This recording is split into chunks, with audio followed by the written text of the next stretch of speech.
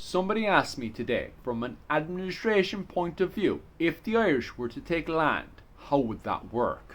So, in 1487, we do actually have an invasion from the Fitzgeralds into England for the last battle of the Wars of the Roses, called the Battle of Stokefield.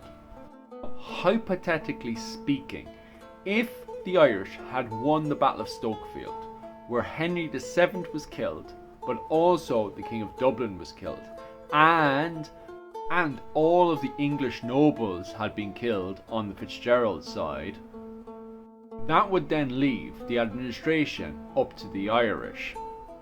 Now, to keep things simple, let's say the Irish have not captured the south of England yet, which is unlikely given that the English like to have a centralised army, and if you beat that centralised army, you pretty much have a free rein to take over London.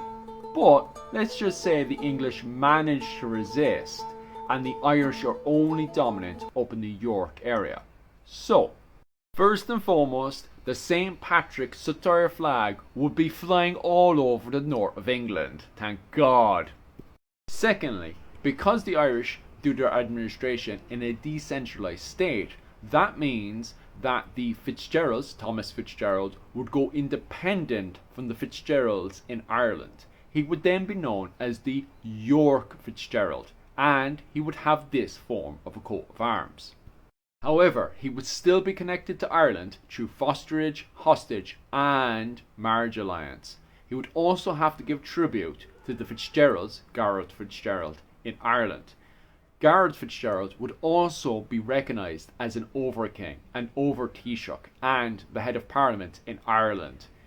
Finally, Thomas Fitzgerald of York wouldn't be just known as Duke of York, but he would also be recognised as Taoiseach of York as well in Ireland.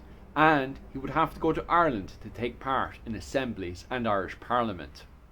A free assembly in Irish Parliament, away from the English.